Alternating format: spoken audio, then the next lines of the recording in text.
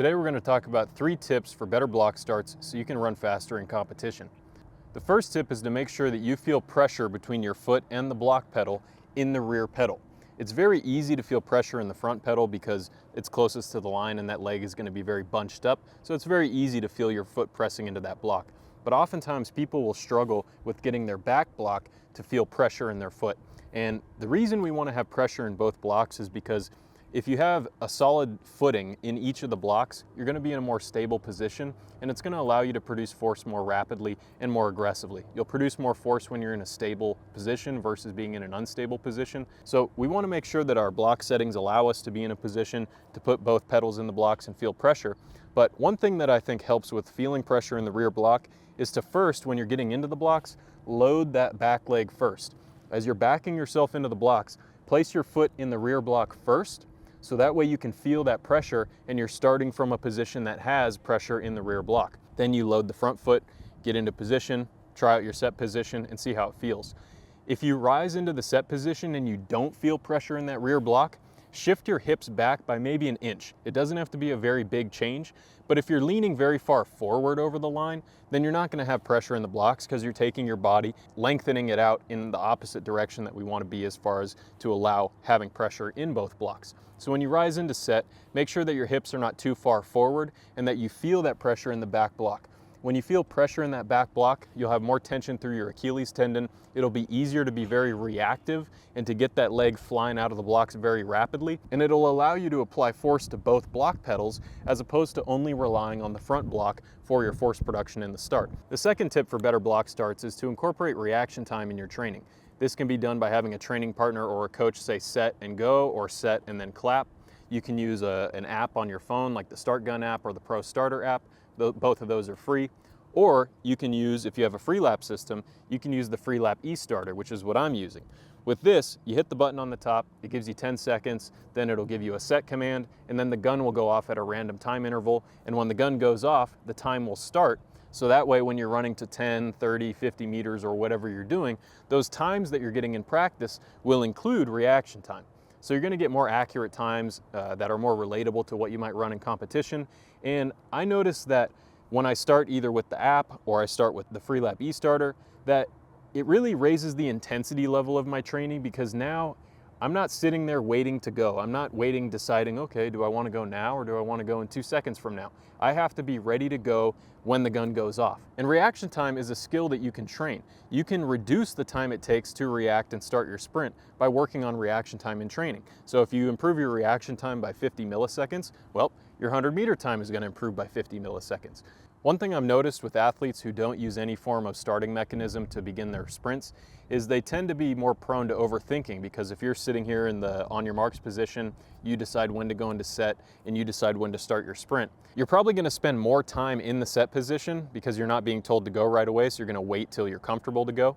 And when you're sitting there in the blocks waiting to go, deciding when you're going to start your sprint, it's very easy to start overthinking. And once we start overthinking, we're more likely to run slow. When we sprint, we need to be in a more primal and instinctual state. And by working on reaction time in your training with the e-starter, with an app, or with someone clapping to start your sprint, it's going to help you get out of that overthinking analytical mindset and get into more of a primal instinctual state of mind, which will allow you to sprint your fastest. The other thing I've noticed in my own training is that if I'm not incorporating reaction time into my training when I do block starts, that I may start really well in practice, but I don't see that ability reflect itself in my competition sprints.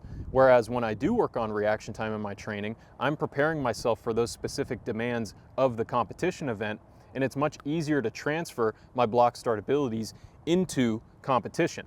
So if you start well in practice but you don't start well in competition and you haven't been working on reaction time, that might be one of the reasons why you're not seeing that ability that you have in practice transfer over into competition. So make sure that when you're doing your block starts in practice, 2-point starts, 3-point starts, whatever it may be, that you're incorporating some form of reaction time, so that way you're preparing yourself for the specific demands of competition, and then you can see your skills transfer better to that competition performance.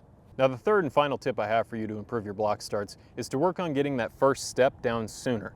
The sooner we can get that foot on the ground, the sooner we're going to be applying force to the track, and then we'll be accelerating ourselves into the sprint at an earlier point in time.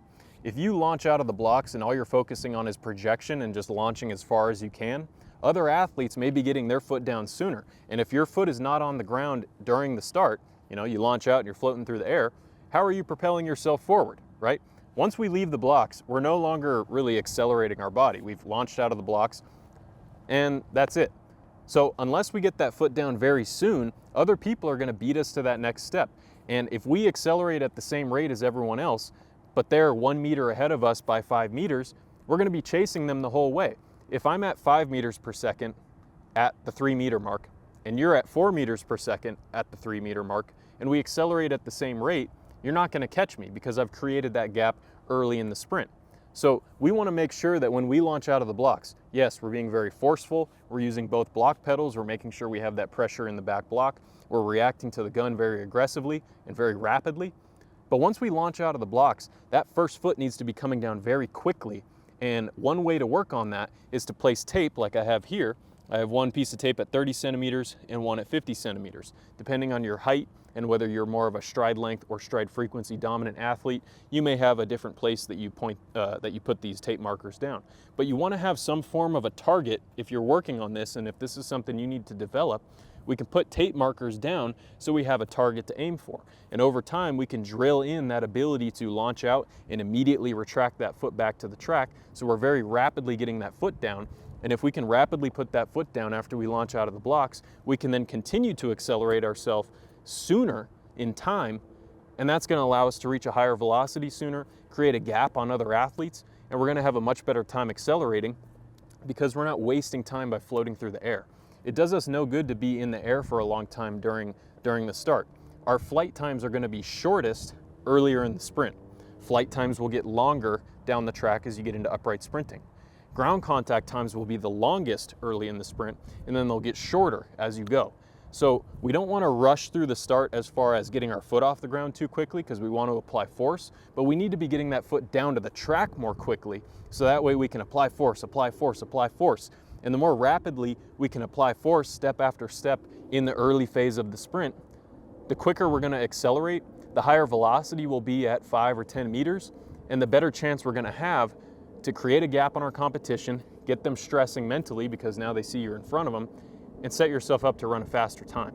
So if over time in your training, you work on feeling pressure in both blocks and especially that rear pedal, you work on reacting to a gun with an app, someone clapping to start, or the Freelap e-starter, which is linked down below, and you work on getting that first foot down as fast as possible so you can re-accelerate yourself very quickly after that first block push-off, then you're going to set yourself up for success. You're going to have a better chance at running good times in competition, and you're going to have more fun because it's fun to run fast. It's not fun to run slow.